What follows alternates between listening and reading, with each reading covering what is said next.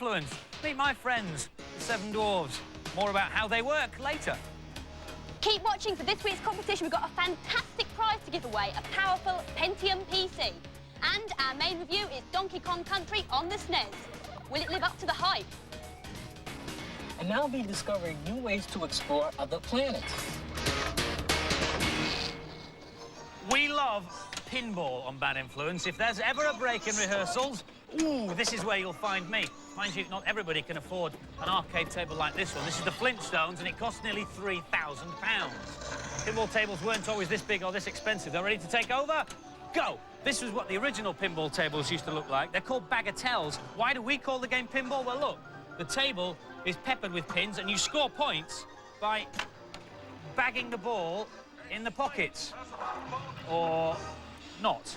Computer pinball games are notoriously difficult to program because the movement of the ball around the table is so unpredictable. We've managed to track down one of the first, Pinball Wizard on the Spectrum.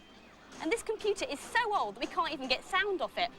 And the game, it has to be said, is rather slow. But the first one to really get it right was Revenge of the Gator on the Game Boy. When it came out 4 years ago, it impressed everyone with its secret rooms and cartoon characters that popped up on the tables. One of the most popular console pinball games is also my favourite. This is Dragon's Fury on the Mega Drive. It was originally released in Japan 3 years ago on the PC Engine, and then it was called Jackie Crush, and it's still wowing players today, especially Jamie, who's doing really well. And some classic pinball games are being released on other formats. This is Pinball Dreams, soon to be seen on the PC CD-ROM. It has the 4 tables from the original Amiga version, plus 4 brand new ones, and a history of pinball crammed onto a single silver disc. And pinball games are going from strength to strength. This is a brand new one, Psycho Pinball on the Mega Drive. It's got 4 themed tables, including a huge Psycho one, which is made up of sub-games and small video games. But for real simulation fans, Pinball Illusions on the A1200 has to be the most realistic pinball game ever. It's got 3 play fields, loads of extra features, and a unique switch that lets you see the whole table at the same time. You have to have a ball in play at the time, so hang on a second. There you go. There's even a multi-ball reward that kicks into high resolution so that you can see where all the balls are at the same time. But are these pinball games a substitute for the real thing? No! Oh! Violet, but it's my go now. It is. You said it was my go. Come on, then. We'll just be quick. Oh, yes. Oh, very good. Furtlers. Only 32 shopping days to Christmas, but I'm not panicking because I've already ordered exciting presents for my many friends from this great catalogue. I'm expecting a delivery any second. Oh, well, while I'm waiting, here's a great cheat for rock and roll racing on the SNES that lets you play with a brand new secret character. On the Select Hero screen, hold down L, R and Select, then scroll through the characters in the normal way until you come to the brand new one, Olaf the Viking. Hey, having a break from the Lost Vikings game. Oh, great, my inventory stuff's arrived. Oh, I'm so excited. Let's have a look. Hey. Oh, brilliant! My polystyrene bits. Yes, this one's for Andy, and this one's for Violet. No. This one's for Andy, and this one's for Violet. Yes. Well, he's spent more on me than I intend to spend on him. Our main review this week is the one you've been waiting for, Donkey Kong Country on the SNES. It's the first console game to be developed on a supercomputer, and it shows. But does it have the personality to back up its stunning good looks? Here's Chris to tell us. The incredible 3D quality of the main sprites puts all other game characters to shame. This is a game you won't want to put down. If you're playing as Donkey Kong, you'll find at the beginning of each level a barrel with Diddy Kong in it, and you can get him like this. If you've got both Kongs on the screen at once, you control one, and the other just follows.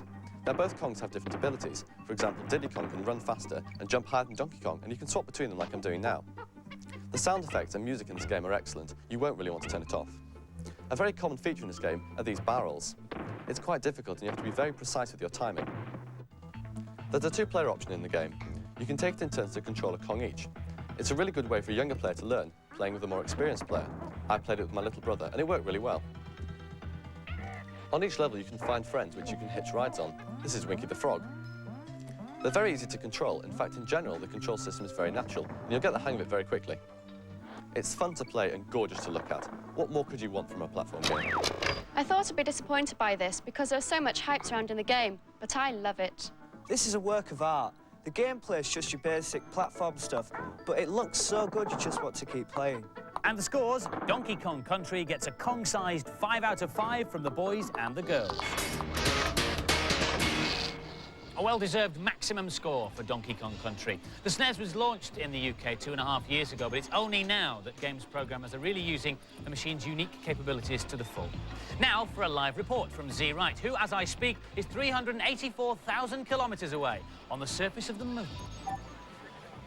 It was just over 25 years ago that a man first stepped on the surface of the moon. Since that historic moment, only 11 other people have set foot on lunar dust. Why? Because it takes years to train an astronaut, and it costs billions of dollars to launch the manned spacecraft. A safer and cheaper way to explore the moon and other planets is with remote-control rovers.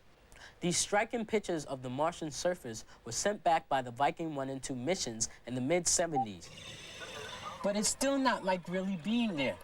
You can only see what's directly in front of the camera, and even pictures from the moon, which is our closest neighbor, take about 5 seconds to arrive back at Earth. For the operator, it's almost as difficult as driving a car wearing a blindfold. He has to ease forward very carefully and very slowly to avoid crashing into a crater or anything else. So down on Earth at NASA's Ames Research Center just outside San Francisco, researchers have been trying to combine the old remote control technology with the latest virtual reality ideas. They've called their new concept Telepresence, and they've already tested it in some of the most difficult conditions they can find on this planet. This robotic submarine is exploring the bottom of an ice-covered Antarctic lake. Basically what telepresence is it's an ability to project your senses into the robot.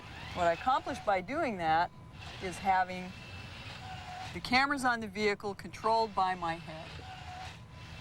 I'm looking right, I'm looking left, and I'm seeing what's coming up through those cameras, displayed directly into the viewfinders in this helmet. The latest test of the technology was the Dante project. Last July, a walking robot went down an active volcano in Alaska to explore the crater floor. As well as the telepresence cameras, the Dante robot had 6 other video cameras to provide the operators with all-round vision. There were 2 control rooms, one at the crater rim, one back at Ames, and of course, no time delay. But one of the goals of the project is to use telepresence to explore Mars, which is so far away that the images can take up to 40 minutes to travel back to Earth. We compensate for time delay to some extent by using virtual reality techniques. We've got a model here of Dante. This is the 8-legged walking robot here in the terrain that it has sensed with its onboard sensors. Wherever the robot steps, it leaves a pad so we can see where it's walked. And then this brown terrain that you see around the robot is the physical terrain that it's in right now. I can use this computer-generated graphics to fly around in the scene and look at the robot as if I were there at the site, but it's independent of the time distance, the time delay between us and the robot. Meanwhile, back on the moon, the 12 people who visited the moon during the Apollo missions were all highly trained, very fit astronauts. They spent years preparing for it, and they braved great dangers to get there and back. Telepresence technology will open up the solar system to a whole range of people, scientists, explorers, and even tourists. There are already plans to put a buggy on the moon in 2 years and operated by Telepresence as a theme park attraction. Until then, this is the nearest I'm likely to get. Just for a minute there, I really thought Z was on the surface of the moon. You can find out all you ever wanted to know about robots on a new CD-ROM that's just hit the shops called Isaac Asimov's The Ultimate Robot. Isaac Asimov was a famous science fiction author who wrote loads of stories about robots. When I was 19, I started writing stories. If you want to look at some of the robots that have been constructed for the movies, there's a section where you can look at clips from science fiction movies. Here we are, robots in the cinema. What should we take? Empire Strikes Back? Why not? Don't say things like that. Of course we'll see Master Luke again. I'm sure you will, but not today. There's also an interactive section called the Robotoid Assembly Toolkit, where you can build your own robot. You Reminds me of the Ministry of Funny Walks. A robot may not injure a human being. Well, I'm afraid we'll have to leave my android friend there reciting the 3 laws of robotics, because now it's time for this week's News and Preview. Robots are everywhere. The long-awaited Rise of the Robots comes out on computer format tomorrow. The game has artificial intelligence, so when you play against a computer, the opponent robots learn your favourite moves. They can then adapt their tactics to make things more difficult for you. Console versions will be out next month. Those nice people who brought you FIFA Soccer have a new sports sim in production, Rugby World Cup 1995. Rugby is a hard game to convert into a playable simulation because of all the stopping and starting. Out on the Mega Drive next month. The cult novels of American writer and illustrator Mark Schultz have been turned into a CD game. Cadillacs and Dinosaurs takes you to a world 600 years from now, when the human race is in danger of being wiped out by prehistoric creatures. Out early next year on Mega CD and PC CD-ROM. Brilliant! The amazingly accurate, technologically advanced alarm clocks. Oh, Furtlers, these alarm clocks are brilliant. There's one which is accurate to 1/millionth of a second every 800 years. There's one which projects the time. Look at that! Hey! And there's even one which you throw at the floor when the alarm goes off to stop it. Ah, brilliant! And equally brilliant is this cheat for Fatal Fury on the Mega Drive. On the continue screen, just hold down up A, B and C, then let them all go and repeat the process. And each time you do, you'll get an extra credit. There we go, 9. Oh, must have accidentally set the alarm. Oh, no, the wrong one. Oh, dear. I know. I'll give it to Violet and tell her it's a build-it-yourself alarm clock kit. Thing is, she'll believe him as well. Meet Doc. Doc is a very stupid robot. Stupid because he's been programmed to do one thing and one thing only. That is to play Follow My Leader, a bit like a duckling, as have all these guys down here. So if they want to dutifully follow Mother Duck, who in this case is the unlikely figure of Colin on camera 4, if he pulls away, they will follow him. Go on, Doc, keep up, keep up. They see and hear a bit like a bat does. They send out high-pitched ultrasonic signals and then listen for the echoes coming back. And don't they look sweet? Aww. And this one's just as cute and just as stupid. It behaves like a puppy, which means it'll follow you anywhere, just like Andy's duckling, but when you turn it, it gets scared and backs off. The reason these robots are stupid is because they're only programmed to do one thing, to either follow or avoid. And they have no knowledge of their environment, nor can they learn from their experience because they haven't got any memory either. Get out of here. They call this one the cat. It's got more sensors and 3 rules of behaving. Rule 1 is to avoid obstacles. As you can see, it's backing away from the shoes there. Rule 2 is to avoid enemies, represented there by an infrared beacon being held by Abby. Rule number 3 is to stalk prey. The prey is being represented by another infrared beacon. And there he is, following his nose, going after the prey. Another clever thing is that it can recharge itself when it gets tired. And we recorded it earlier today doing just that. It can find its own electricity supply and dock with it. When its batteries are fully recharged, off it goes back on the prowl. This is Bashful. Bashful is the only one that isn't stupid because Bashful can learn from his experiences. When you switch him on, he knows literally nothing at all. What he wants to do is go forward without running into things. But he doesn't know how to do it. So at the moment, he's just doing random motor movements to see what that makes him do. And he's thinking about what signals the sensors are sending back to him. If he runs into something, he'll recognise the next time the sensors send that same signal to avoid it. When he's given time and space to learn like he is doing now, he learns quite quickly how to go forward.